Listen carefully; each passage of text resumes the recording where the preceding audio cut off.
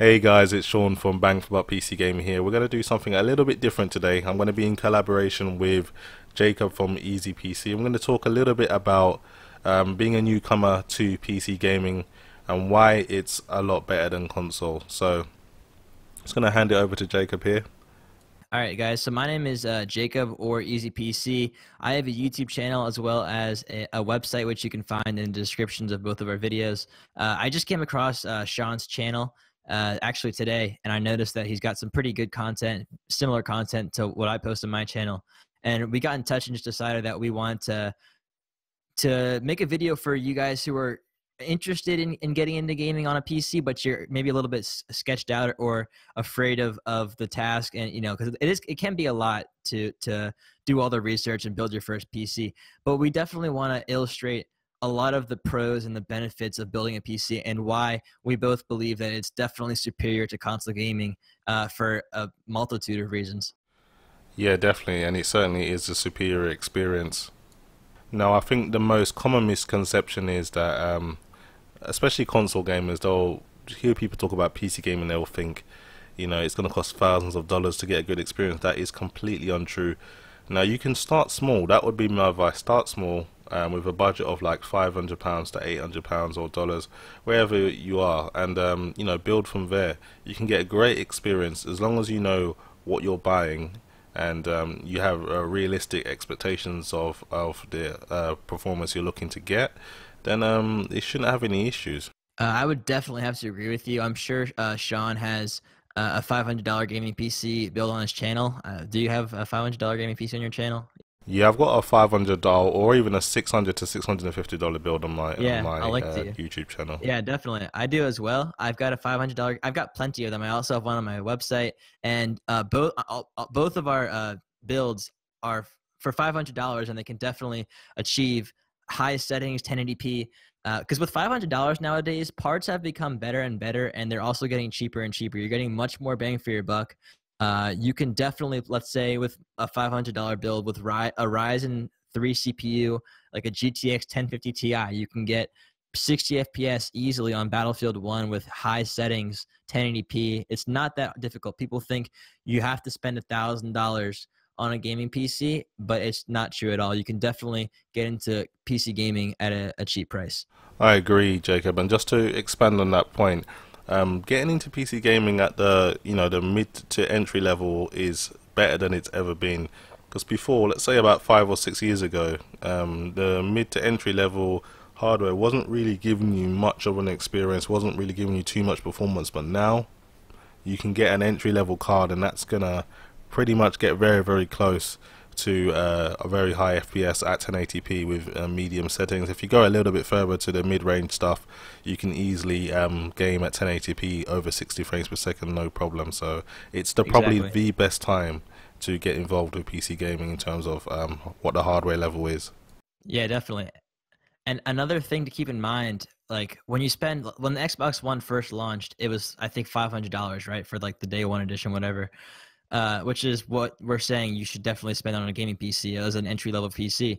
But with $500, you're buying a gaming console that is it's good for gaming. I mean, the reason why all video games run well on the PS4, Xbox One, whatever, is because all of the consoles are the same. And all of the developers know what's in the consoles, so they all optimize their games for those specific parts, so they all run the same. That being said, they're all going to have the same settings. They're all going to have the same graphical resolutions and frame rates. With a PC, the developers don't really know what they're optimizing their game for, so they make the game, they tell you the specs that you should have, and then it's up to the PC enthusiasts to build their PC, with the proper parts. So if you don't spend money on the right parts, you might not be able to run the games well. But if you know what you're doing and you follow our advice, you can definitely build a PC that can run these games at higher resolutions and frame rates, than a console. Yeah, I agree. And another thing is, some people, you may already have your console, you may be thinking, okay, I want to get into producing videos for my starting a channel possibly, or just maybe just doing other kind of productive work. You're going to need to buy yourself a laptop or another piece of equipment. Why not consolidate your gaming and productivity experience and your just your media consumption all in one place. That's a great point. Because at the end of the day, when you turn off your console or you're done playing games, what can you really do with it? You know, you can potentially start a business, and the flexibility is just endless when it comes to owning a PC, because you know you can use a range of software packages to really get creative, and that's something a console could never provide, and that's all in one place. Exactly. Yeah, because if you think about it, uh, you know, a PC, a gaming PC, yes, it has the word gaming in it, but it's still a PC. So even though it's performing really well in games and getting you better performance than your console, it's also a PC that's capable of rendering videos, recording videos for free, by the way. You can record videos for free with minimal hits to your FPS with AMD and NVIDIA's built-in recording softwares. So you're recording in awesome resolution. It's free. You can also edit videos, edit pictures, do coding. You can, like you said, start a business. You can make a website, do YouTube, all on your PC. So why spend $500 on a laptop that's not going to be that great, and $500 on a console that's not going to be that great, when you can spend the same amount of money on a machine that can do both, and it's going to be able to do both of them better? And just to expand on that a little bit in terms of value, because you're picking each part by hand, you can spec your machine to your needs. It's unlike consoles where you're locked into this ecosystem. You can, you know, spec your machine if you're specifically just a gamer. You don't need to be buying yourself a 6 to 8 core processor. If you're specifically a content creator, then you know you may want to go with a higher end CPU so you can handle those Yeah, exactly. high threaded applications better. So you know you're saving money in that sense that you're building that machine to do a job, a specific job, rather than something that it doesn't need to do, and you'll be wasting money in that regard. It's awesome. Definitely. And another thing, kind of going along with what you just brought up. Um, so when you buy a console, like I said before, every console is the same. They're all identical. When you build a PC, you know, it's tailored to you. It's individual. I remember the first PC that I ever built. I probably could have made like a better part selection. I didn't really follow the best build. I tried to kind of go on my own, which was, I think, a mistake. I think you should definitely take advice from myself, Sean, or anyone else who knows more about gaming PCs. But you can definitely buy good parts and customize it to your liking, have a great machine, and it's your pride and joy. It's like, it's, you made it, you created it, everything was handpicked, and it is designed specifically for what you want to do. You didn't just buy it off the shelf and turn it on. It's more than that. It is going to take you some time to build it, but then when you finally, you know, wire it all up and close it and turn it on, and the fans start whirring and you hear the post beep and your screen lights up, you're just like, hell yeah, I just built my first PC. Yeah, and it's the most epic feeling. I mean, building a custom PC, it's an expression of yourself. I mean, you can choose the color scheme, you can choose the size, you know, how cool you want it to be, and you know, how noisy you want it to be. It's just almost an art form in a way, and I think it's like a personal touch for whatever your room, your apartment, whatever wherever you're gonna put it, and that's offers that kind of flexibility as well. I mean, you can start small, as we said, and maybe in 2 3 years time your needs may grow. You may want to game at a high resolution, you may want to use higher settings, you may not want to compromise on settings, so you end up spending more on hardware, but at the same time that choice is entirely yours. And that's the great thing about PCs. It's completely flexible and tailored to you, and that's something again the console can never Yeah, you're offer. just like, fuck yeah, I built that. Yeah, and if your console breaks, like I think the Xbox 360 consoles had a problem with something called the red ring of death, which I guess means your Which I've console would, yeah, experienced your firsthand. console would overheat or something, and it would just like break and you couldn't do it. So when that happens, you have to get rid of your console. It's shit. It's not worth anything, and you have to buy a new one. So you're losing a ton of money. Let's say your graphics card breaks for whatever reason, which is honestly pretty rare. If you take care of your PC and you clean it, you know, once a month, whatever, it won't happen to you. But let's just say, you know, hypothetically, one of your parts breaks. You don't have to sell your whole PC and buy a new one. You can just get rid of that part and replace it or upgrade it. So it's very flexible. It's not like you're stuck with one thing. You can do whatever you want. Yeah, I totally agree, and that's another thing. It's a lot easier to maintain a PC than it is when it comes to a console, because at the end of the day, you'll have to ship off your whole console, and you'll be without that maybe 3 weeks to a month. Whereas if something goes bad in your computer, you can literally swap it out, send it back to the manufacturer. As long as it's within warranty, you usually get that back within 1 to 2 weeks. And within that time, if its sticker RAM goes bad, you can take one out and just get by on one. If your graphics card goes down, providing your CPU allows it, you can get by on onboard graphics. I mean, it doesn't really ruin your day if something goes wrong. And again, once you get tired of a specific part, you can always replace it. It's very, very easy to do. All right. So the reason why we both we discussed this in detail before the recording, and we both definitely strongly agreed that buying off-the-shelf pre-built gaming PCs is a very bad idea. It is very rare that you'll find a pre-built PC that is, first of all, cost-effective, and second of all, just effective in general. They're probably going to be completely shitty. Like, if you went to Best Buy, which is definitely in the US. In the UK, I believe you said PC World is kind of the main place that they Yeah, advertise. PC World, and there's also Curry's as well. Yeah, so let's say one time I went to a Best Buy, right? And I asked the clerk to show me their gaming PCs. And he walked me over to the section and showed me, and he started telling me that this PC would get me like good frame rates at the PC gaming when I got home, plug it in, that's it, no problem, hassle-free. And I looked at the specs, and this guy's trying to sell me a PC with an i7, a really high-end i7 processor, so it was like $300, whatever. And then it had the shittiest motherboard, no dedicated graphics card, a slow old hard drive, a very weak PSU that would probably short out, in no time at all, which basically means that he's advertising a PC that's, has a great processor and that's it. And they're trying to sell it to you for $1,000 when you could spend that money on a PC that's got amazing parts. And, you're also not paying for labor, because when you buy a pre-built PC, you're paying for the person to assemble it for you as well, which you save that money when you're building it yourself. That's exactly right. I mean, what you'll find with most of these off-the-shelf or pre-built machines is that the actual retailer will promote one part of the machine as, like, say, like an i7 or an i5, and they'll like sell it like, okay, you can do Photoshop, you can play all this music and browse this at the same time. They'll just loads of marketing bullshit, really.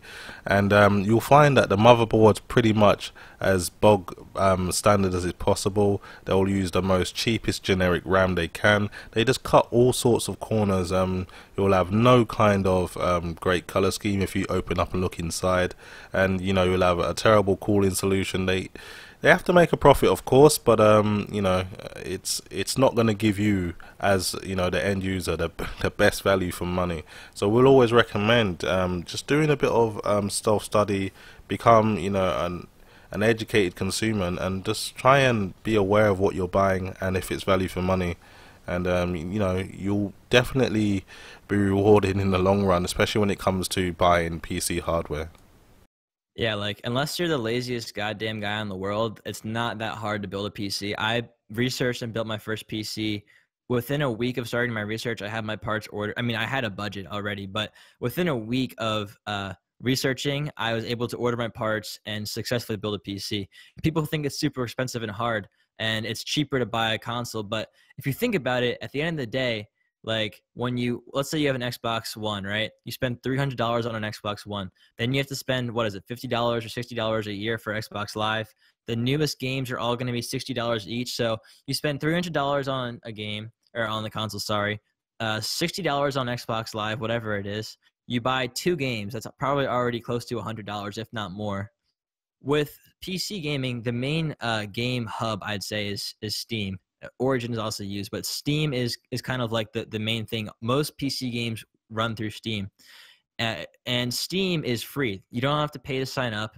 There's a lot of games on Steam that are actually free to play, like Team Fortress. There's a lot of free to play games. You don't even have to pay for them. And there's no monthly or yearly subscription for Steam. So you're saving money already on the game service, and then you're saving money on games that are free. And also, Steam has these things called the Steam Summer and Winter Sales, where you can get like AAA titles extremely cheap, like 50% off, 80% off, whatever it is. So you're in the long run, you are saving money on Yeah, different that's aspects. exactly right, Jacob. And this is another thing, you guys really, if you when you really sit down and do the math, PC gaming needs not to be expensive. It really is quite value for money if you know what you're doing and know when to buy. It's all about knowing what to buy and when to buy it as a PC gamer, and you can save yourself a hell of a lot of money. And it's really, really easy as well. It's so easy to get started. You literally need 6 or 7 parts, and you're good to go. Processor, motherboard, memory. You need a power supply, graphics card, a case, a hard drive. You're good to go. And you put all those things together, you'll have a game PC in no time. So really isn't any excuse not to get involved if you've been thinking about it, and just pull the trigger, man. There's so much support. I mean, I'm pretty sure the PC gaming community is a hell of a lot more helpful than it comes to the console community, because it's a lot more mature. Because obviously it's a little bit more expensive, so that kind of helps. But it's a lot more mature, and people will support you. Sure, there's trolls and stuff out there. That's just life. But it's a great community to be a part of at the end of the day. Yeah, definitely. And if you don't have the money for new parts, like one of my buddies was on a budget. He didn't have a lot of money to spend. Probably had like $400 in his budget. And if you're getting all of your parts new, you can still play some games. Like if you just want to play, basic games like CS:GO, Minecraft, whatever, you can definitely play those games on a $400 gaming PC. But he wanted to play some higher end titles, so I said, all right, we're gonna have to do some eBay hunting. So I went on eBay and I found this old PC that was advertised as for parts or not working. And the guy on the listing said that it wouldn't turn on. So I asked him about it, and I concluded that it was probably a faulty power supply, which is only like a $40 to $50 fix. So this PC had an i3, a Skylake i3. It had a good motherboard. It had 8 GB of RAM, a nice case. So all I really needed to do was replace the power supply, use an old hard drive that I had laying around, and get a graphics card. So I got this PC for about $110, guys. And if you didn't know, the CPU by itself in the PC was $100. So I was getting that plus the case, plus the motherboard, the RAM for $100, really cheap. I put in an old hard drive, so we're just going to call that free. I bought a $50 power supply. So at this point, I've spent $150 on this PC. And then I got like a $200 GPU. I think I got a 1050 Ti or a 1060. And at the end of the day, this PC retail value, if I got it on new, is probably close to $600 to $700. But I put it all together for $400, which just goes to show if you're resourceful and you do the research, you can definitely get a PC even cheaper than you would think you could do normally. Yeah, it's all about being resourceful, and with the knowledge you've obtained by doing that research, you'll have a trained eye. You almost like a used car salesman. He can look at a car and know the value in it, rather than someone who just sees something that's old and broken. And if you look around, and you can probably get really, really good parts for a ridiculous price if you know if there's value in them. You can either sell it on or use it yourself for significantly cheaper price than buying it brand new off the shelf. I mean, there are some things we wouldn't recommend you buy brand new, pre-owned, for example, hard drives, and I wouldn't really push too much stock in buying power supplies pre-owned as well, because you don't want to be putting a faulty power supply in your PC, because that could cause a hell of a lot of damage. So there is value out there in the used market as well. Yeah. So another point that I wanted to talk about, a lot of my friends or even some of my coworkers who are just so used to console, they're like, "How do you play without a controller? Like, how do you play on a keyboard and mouse? It must be so hard." But if you think about it, gaming on a keyboard and mouse, first of all, is actually much more effective than a joystick. Your thumbs are on a joystick are nowhere near as precise as a mouse with, like, if you get a mouse with 16,000 DPI or whatever, it's going to be way more precise than a joystick could ever be. So there is a bit of a learning curve. You're going to have to get used to sensitivity, but once you build the muscle memory, it's just like a console but better. It's Yeah, way better. definitely, man. Nothing can compete with the mouse and keyboard in terms of accuracy and precision. There really is no controller. I don't care if it's professional or those special edition gamepads you can buy. It doesn't compare to a mouse and keyboard. and you know, it may take a little bit of time to adapt to it. You know, WASD will become second nature to you in time, but you know, it doesn't it doesn't need to be a harsh transition. You can still use your Xbox pad on your PC, and most games do support it by default. I mean, they support it so much so that in-game button pop-ups will be mapped to the Xbox 360 pad. Like, I personally use my Xbox 360 for pad for games like FIFA, Assassin's Creed, Devil May Cry, even Rise of the Tomb Raider and Tomb Raider games. Those kind of games work pretty well on a joypad, so you don't really need to base all of your gaming experience with the mouse and keyboard. But it's definitely a superior option when it comes to first person shooters, and you'll enjoy you know, just having a better experience once you've kind of got used to it. Just in conclusion, in summary of this build, we covered a lot, and it might be a lot to wrap your head around, but we're just going to say that at the end of the day, building a PC is better than console gaming for many reasons. You're going to get better FPS, better graphics. There's a more mature audience on PC because, you know, 10-year-old kids can't build a PC. They don't have the money. So you're mostly going to find older teenagers and young adults on PC gaming. So if you're tired of like young kids on Xbox Live squeaking into the microphone, PC gaming is a better alternative for that. It's cheaper in the long run. It makes more sense. It's like a pride. There's just so many benefits to it. And at the end of the day, I would definitely recommend it. And that's all from me. I really appreciate you guys taking the time to watch this video. I hope you found it very educational. You can find a link to Sean's channel in the description down below, as well as a link to my website or my channel if you're watching it from his side. But once again, thank you so much for watching this video, and I hope you guys got a lot out of it. Yeah, thanks Jacob for stopping by and having a chat, man. It was great networking with you, and just trying to basically pass on the knowledge to you guys, because that's what it's all about. It's about, you know, sharing and helping other people where you can. And you know, me and Jacob are on network now, and so we might be bringing some more content to you guys in the future. If you guys liked this kind of stuff, let us know. I'll definitely be adding some links to his stuff in my description. But it was great just to just have this chat and just to, you know, share some information and our viewpoints on what we feel is the superior experience, and that is PC gaming. It's literally almost an art form now. It's so in depth.